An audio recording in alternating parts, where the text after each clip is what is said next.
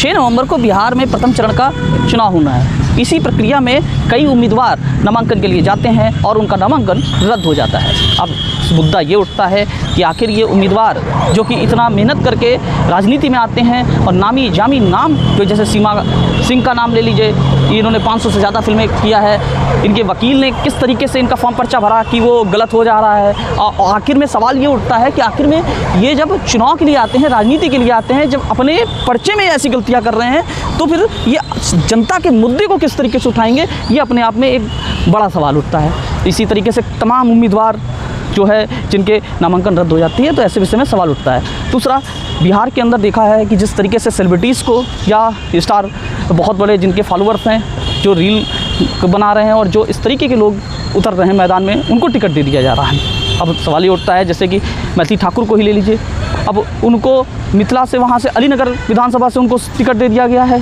वो मधुबन से आती हैं, मधुबन से काफ़ी दूर अलीनगर पड़ता है, उनका विधानसभा भी नहीं है। उनको उनके फ़ैन फॉलोअर्स के दम पे, यानी कि कहें कि उनके लगभग 30 लाख 40 लाख फॉलोअर हैं या 50 लाख फॉलोअर हैं, तो उसके दम पे चुनाव दे दिया। हालांकि जो फॉलोअर्स हैं, ज़रूरी नहीं कि वो आपके वोटर्स हों, या फिर जो फॉलोअर्स हैं वो ज़रूरी नहीं है कि वो आपके उस विधानसभा क्षेत्र से रहे हों।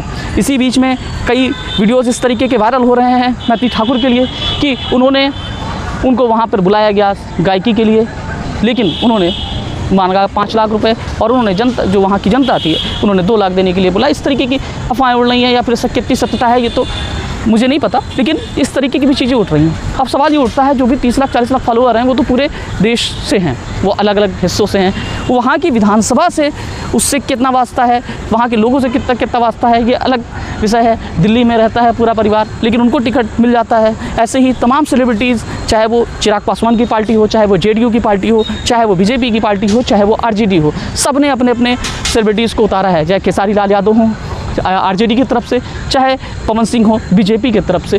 इस तरीके से हर व्यक्ति अपने सेलिब्रिटीज़ का दौर किस तरीके से काम कर रहा है, क्या यह सेलिब्रिटीज़ वाकई में ज़मीनी स्तर पर जनता के साथ काम करते हैं या नहीं करते हैं, या करेंगे कि नहीं करेंगे, कमेंट बॉक्स में आप ज़रूर बताइएगा।